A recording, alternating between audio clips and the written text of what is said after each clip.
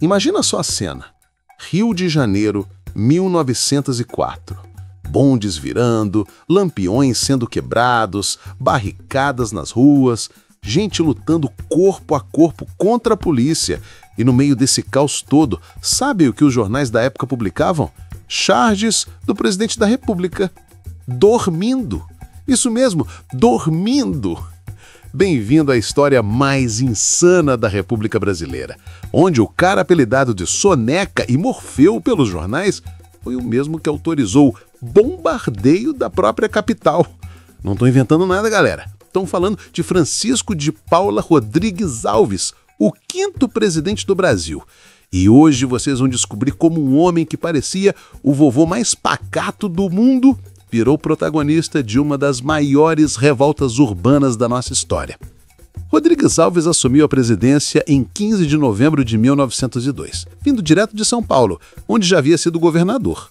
O cara não era novidade na política, tinha sido deputado, ministro da Fazenda, conselheiro do Império. Sim, ele serviu até o imperador Dom Pedro II. Era basicamente o político dos políticos, o técnico perfeito para tocar o país como se fosse uma empresa.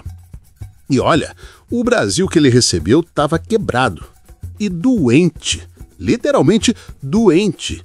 O Rio de Janeiro tinha um apelido no exterior que ninguém orgulha: túmulo dos estrangeiros. Sabe por quê?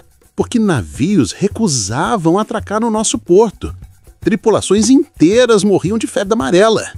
Em 1895, um navio italiano chamado Lombardia perdeu 234 de 337 tripulantes em poucas semanas. Imagina a cena, você é um marinheiro italiano e receber a notícia de que vai para o Brasil. Era praticamente uma sentença de morte.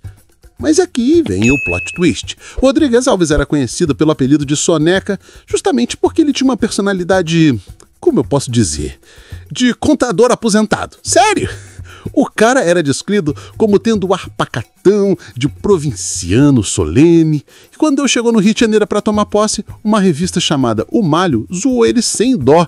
Com suas calças de cor de pinhão, com seu chapeuzinho de coco, ninguém diria que era o presidente. Parecia o presidente da Câmara Municipal de Guaratinguetá.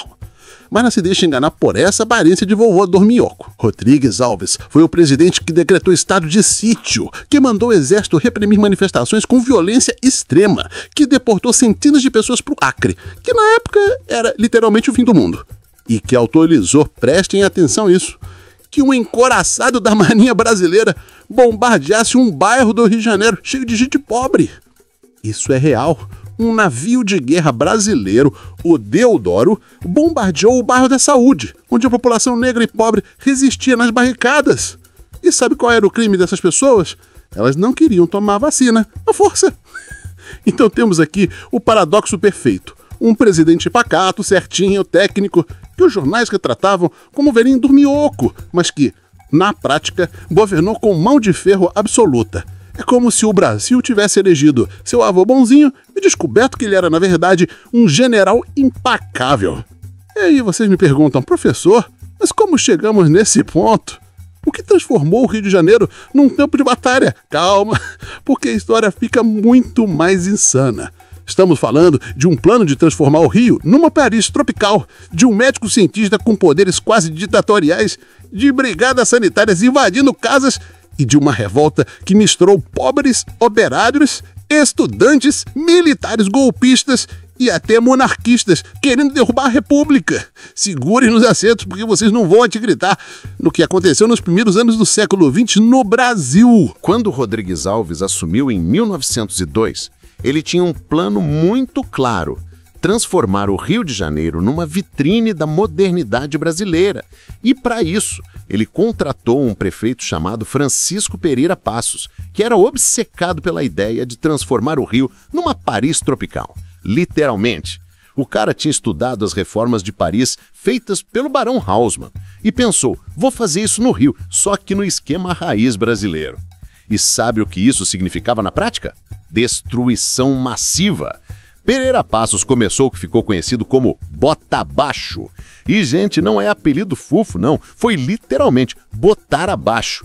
O projeto era simples: pegar o centro do Rio, onde viviam milhares de trabalhadores, ex-escravizados, imigrantes pobres, gente que morava em cortiços e casarões antigos, e demolir tudo. A justificativa oficial? Sanear a cidade, alargar as ruas, fazer uma avenida linda chamada Avenida Central, hoje Avenida Rio Branco. Para os estrangeiros ricos verem e pensarem: uau, que país civilizado! Mas a verdade por trás? Higienização social mesmo. Era limpar o centro dos pobres, dos negros, dos indesejáveis que manchavam a imagem da capital. E não estou exagerando. Olavo Bilac, um dos maiores poetas brasileiros da época, escrevia crônicas exaltando a picareta das demolições. Ele falava da poeira benéfica do progresso, enquanto famílias inteiras perdiam suas casas sem receber nenhuma indenização justa ou alternativa de moradia. Foram demolidos mais de 640 prédios só para abrir a Avenida Central. Pensem nisso. 640 construções, cada uma abrigando dezenas de famílias. Milhares de pessoas simplesmente despejadas. E para onde elas foram? Duas opções: ou para os subúrbios distantes, onde não tinha emprego, não tinha transporte decente, não tinha nada. Ou para os morros. E é aqui que nasce a favela como conhecemos. O Morro da Providência, que passou a ser chamado de Morro da Favela, começou a ser ocupado exatamente por essas pessoas expulsas do centro. A favela não é um fenômeno natural, galera. Foi uma consequência direta de uma política excludente de urbanização. O governo não resolveu o problema da pobreza, só empurrou ela para onde os ricos não precisavam ver. Mas não parou por aí. Junto com as demolições, vieram as posturas municipais, leis que criminalizavam literalmente a resistência dos pobres.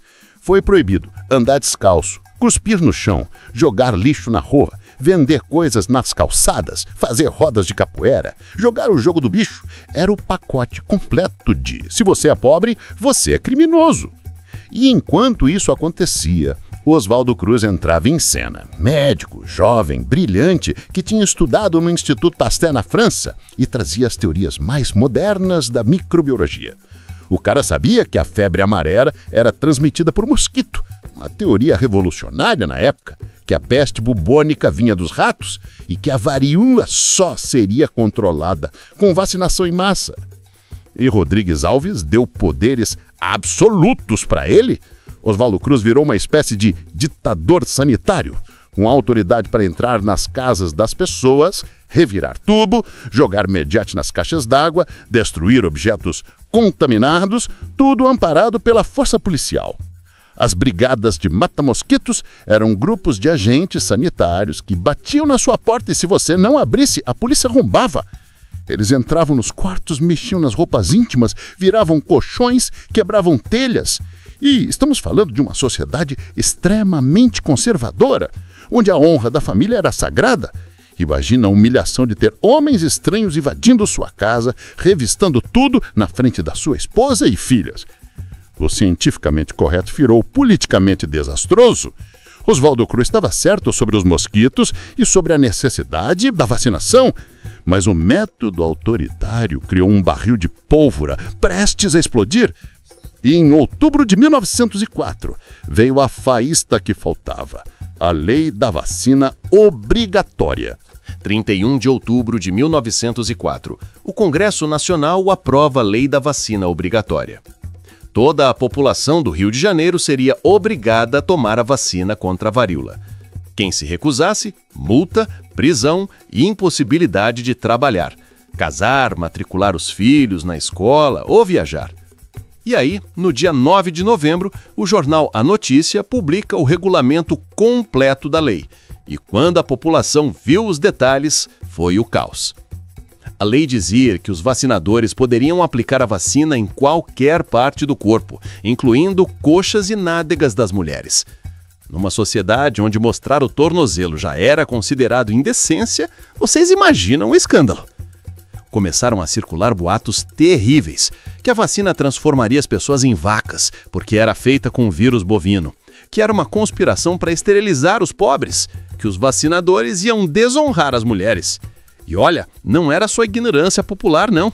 O próprio Rui Barbosa, um dos maiores intelectuais brasileiros, fazia discursos inflamados contra a obrigatoriedade, dizendo que era inconstitucional o Estado mandar no corpo dos cidadãos. Dia 5 de novembro, o senador Lauro Sodré funda a Liga contra a Vacina Obrigatória.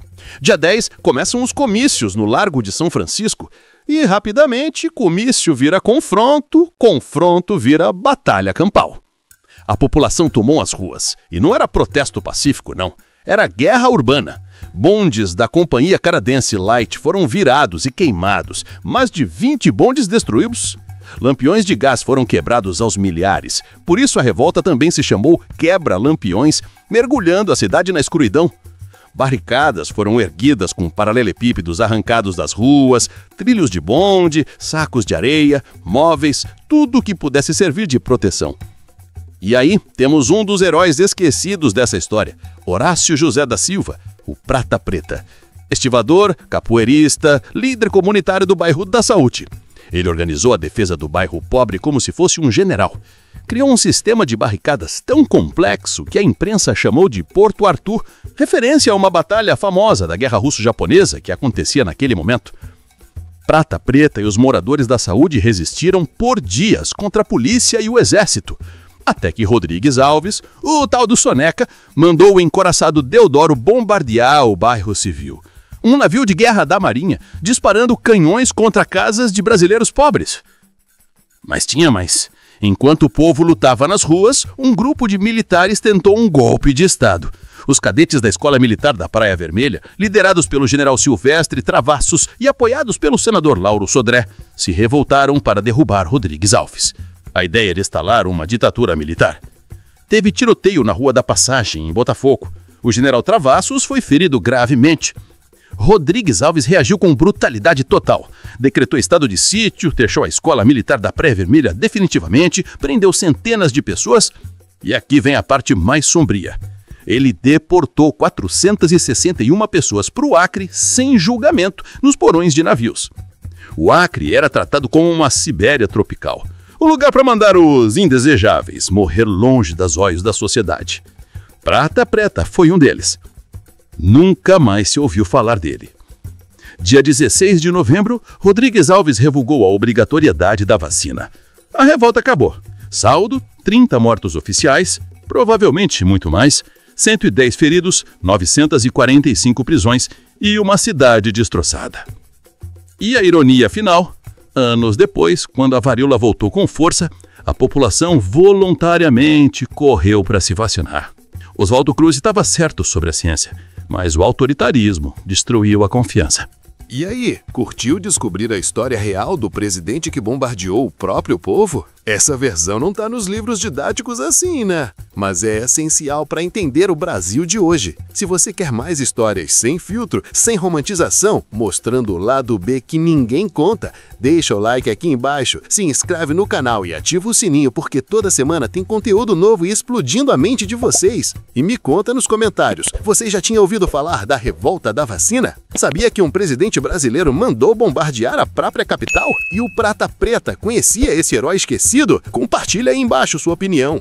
E fica a reflexão pesada. Mais de 100 anos depois, ainda discutimos vacinação obrigatória, direito à cidade e se o Estado pode ou não invadir a vida privada das pessoas. A história não se repete, mas certamente rima, né? Valeu, galera! Até o próximo vídeo. E lembrem-se, história de verdade não é tecoreba de data, é entender por que as coisas aconteceram e como elas moldaram o presente que vivemos agora.